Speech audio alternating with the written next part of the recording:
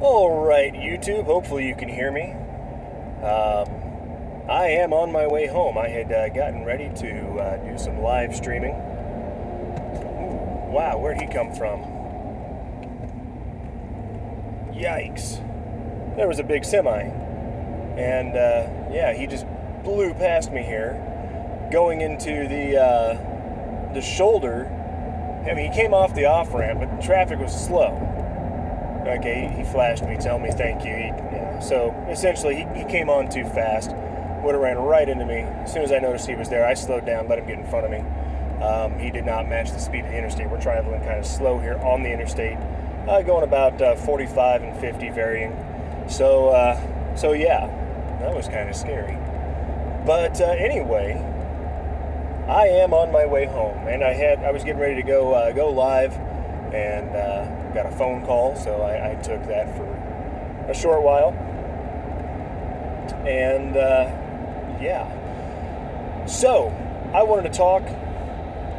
Excuse me, I got the hiccups. They don't last long for me when I get the hiccups. I get them usually about once a day, and they last for about 3 hiccups. Literally 3 hiccups. I mean, you can count on it. If I hiccup once, there will be 2 more hiccups, and that will be all. But it happens about once a day. I don't know if that makes me cool or makes me weird. Either way, that is what happens. So I wanted to talk a little bit about what's going on tonight, Friday Night Smite. I've been watching the HGC, the Heroes League for that Blizzard puts on. I've been watching the European games. They started about, I want to say about 10 o'clock my time, something like that. And so I watched the Zealots play Diamond Skin, and of course I believe, now I'm getting a little confused, but I believe the Zealots won that out. Then as I was leaving, it was Team Liquid versus Team Dignitas, and Liquid handed Dignitas their first map loss. So that was pretty interesting to see. Very great map. It was awesome. It was very well done. It looked like a definite win for Team Dignitas, and they came back and Liquid actually pulled it out. They had 57% left on their core, and they came back to win. It was a race at the end, trying to get the core down, but it was a pretty awesome match. Something I'm probably gonna go back and watch the video for later. It was very well done. When I left, I believe Dignitas was up 2-1, and now that I'm saying this, I might have them backwards. I'm pretty sure I'm correct.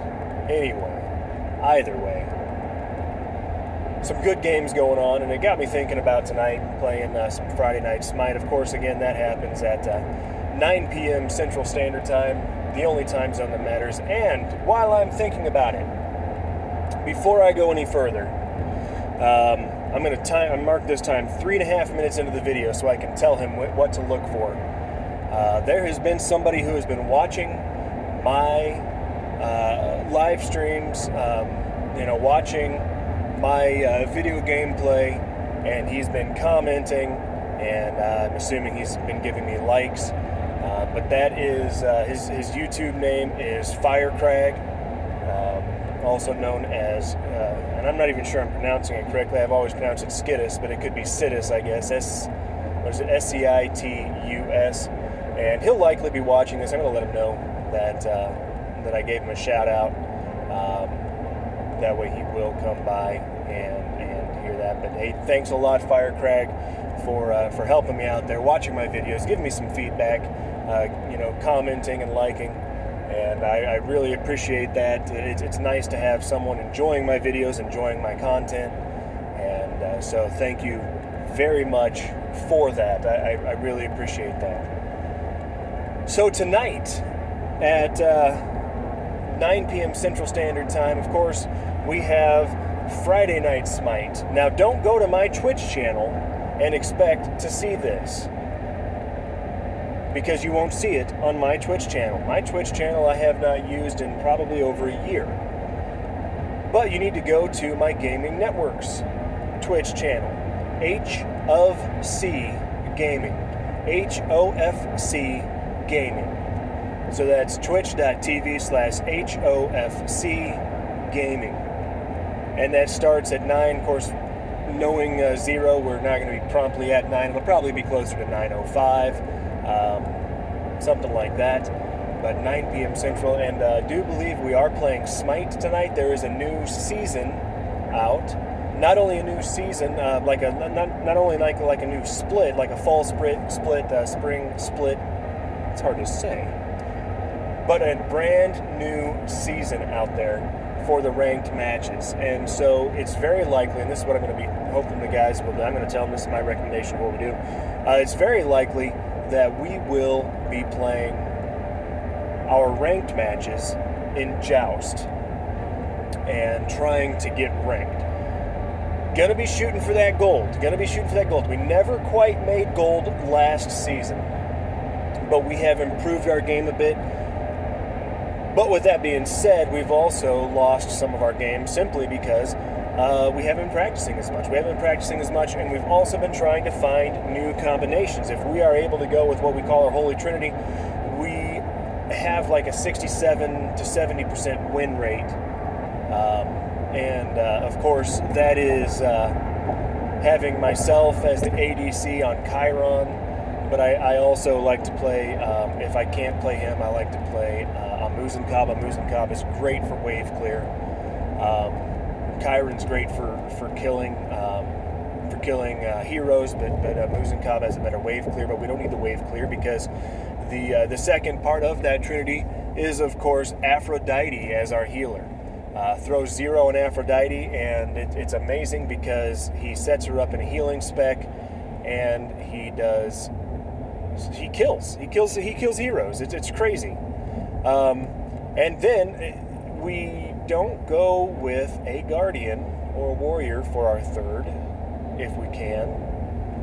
We like to go with Hades, who is a mage.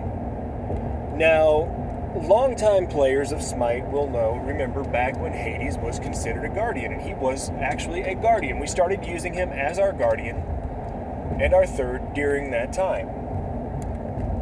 But they switched him over to be a mage. But yet we like him so much and we are so used to him that we still play him like a Guardian.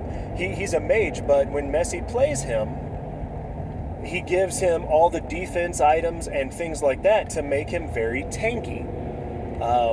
So he's a very tanky mage, but his ultimate is great, especially for our comp. Hades' ultimate, basically he creates a swirl around him that, like a vortex that pulls people to the middle, and you cannot escape that without some kind of movement ability. So he basically holds them in place while I pelt them from a distance with my ultimate, and it works out nicely. Then if I end up playing Amuzin Cobb, I can throw my bees in there, just so much damage.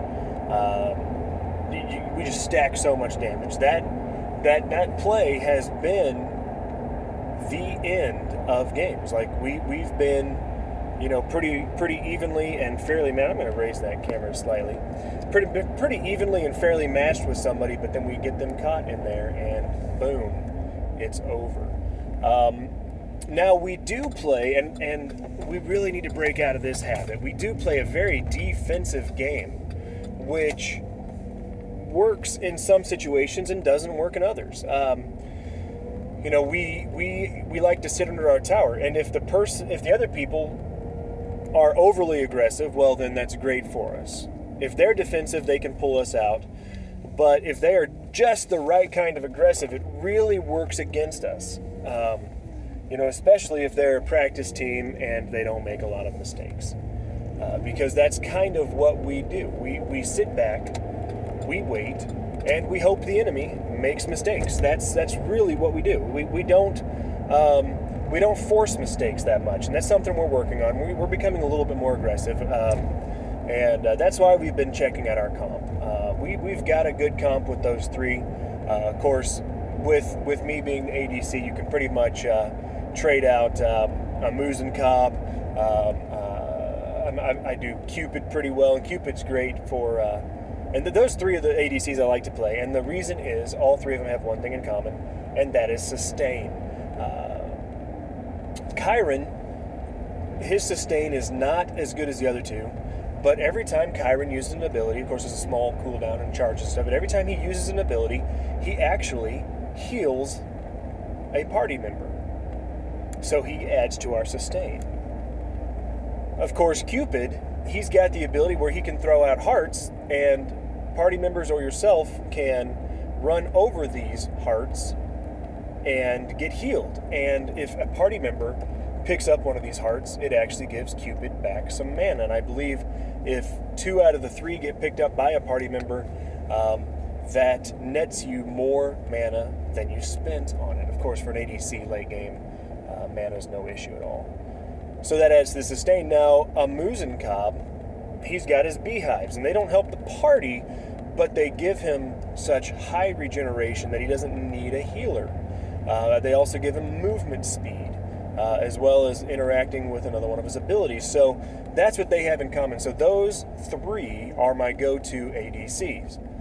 But you know, there are some others that I can use in case those get banned out or something like that. So, but those 3 are my go-to ADCs. Now Aphrodite is kind of a core, but we're working on some other things. Let's see. Zero has been working with Hell as one of his. Let's see. There's another one that he's been working with. Of course, Hell is a great sustain. Hell is a great healer. But he's also been working with some other mages that don't necessarily aren't healers. But when he does that, then we'll throw Mezzi onto somebody who does have heals. We'll go with Guan Yu as our tank. He throws in some more damage, and he's got heals, a great sustain for himself. He might hop on, I forget the name of the guy now, but the guy who looks like Groot, the tree. He's a great guardian because he can throw down things that give you mana regeneration, and he can throw some heals. So we're working on these other comps, and we're trying to find some more comps. Now the thing is, we found that it seems like the meta is shifting a little bit, and let me explain what that means. That means that the type of characters that people choose is becoming different. And the meta is taking a step back, looking at the game as a whole and saying, okay, what works with what? And that is shifting a little bit, it seems, to a more AOE-oriented group. Now let me explain what AOE means. AOE stands for Area of Effect. And it is an ability that hits not just one person, but it hits many people in an area. And that's why they call it an area of effect, AOE. It affects an area rather than a single target. And so that is kind of becoming somewhat the meta right now, because in Joust, these 3v3 matches, the lane is kind of narrow. And so you can usually catch all 3 people in an AOE. So when you've got AOE layered over AOE, you can actually do a lot of damage.